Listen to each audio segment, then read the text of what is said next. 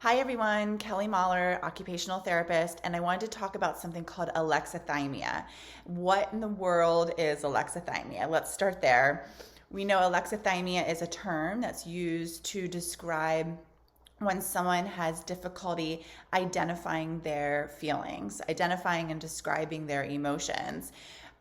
Researchers have found that 1 in 10 people can experience this alexithymia. It does not mean that a person lacks emotions. It just really alludes to the fact that they have a hard time figuring out exactly what emotion they're experiencing and sometimes even putting words to that experience. And to me, alexithymia is pretty much a surface term. It's just this term that is describing a person's experience, but what is causing alexithymia? What is the deeper reason? That's what I'm always concerned with as an occupational therapist. And what researchers have been finding over the last few years is that interoception is the underlying neurobiological cause or foundation of this experience of alexithymia. And if you think about what is interoception is a sense, it's one of its biggest jobs is to allow us to feel our feels, to feel these internal sensations coming from the inside of our body. We know these internal sensations is what drives our emotional experience. It's what helps us to understand exactly what emotion we're feeling. It's different for all of us. But for example, when I notice a certain feeling in my stomach, like it has this empty, like gnawing feeling, I know that for me, that feeling means I'm hungry. And so that feeling helps me to clearly identify exactly how I'm feeling in that moment. Or sometimes when my heart is racing and I have this tight feeling in my chest, I've learned over time that for me, that means I'm feeling anxious. And so those internal interoceptive sensations is what helps me to identify and describe the way that I feel. So all of this interoception research that's emerging and shedding light on the fact that it is an important factor to be considering and exploring when someone is experiencing alexithymia. It's really encouraging us to think deeper, to think beyond just that surface term of alexithymia and get to one of the deeper root causes of why someone could be experiencing that.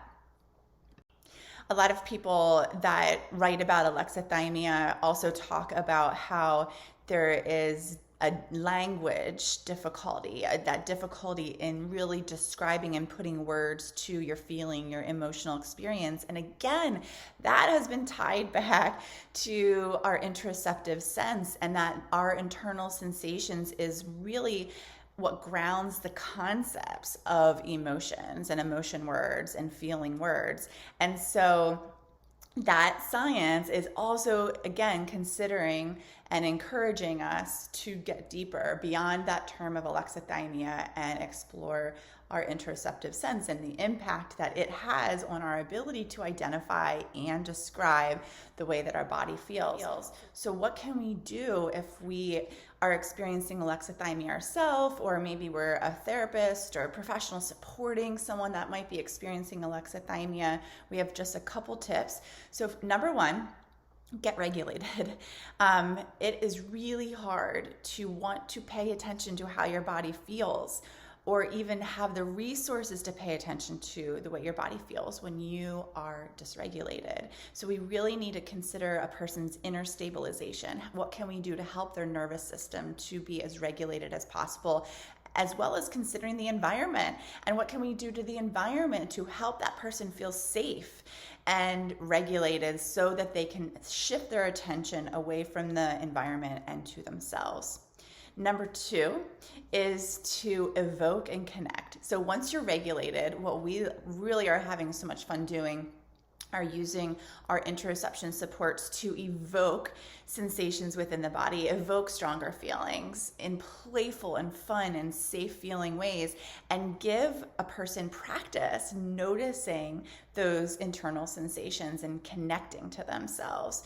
So you can evoke sensations during lots of fun things, like during when you're playing games or when you're doing your daily activities, such as like when you're washing the dishes or your hands or getting a shower. All of those experiences are most likely evoking a stronger sensation in your body, and you can take time to notice the way your body feels. Or we're doing this a lot during exercising or yoga, or just like silly things like holding an ice pack and noticing the way your hands feel. So evoking those sensations in safe feeling ways and giving practice noticing and connecting to yourself. Tip number three is all about remembering that there's no wrong way to feel. I have so many clients that when we're starting to do this interoception work, they are very anxious over giving the wrong answer or feeling the wrong way. And that's because a lot of our self-regulation programs out there teach people that there is really one way to feel. Like stress feels a certain way in your body. Your heart races, your muscles tense, your skin gets clammy, and that is not the case for every single person.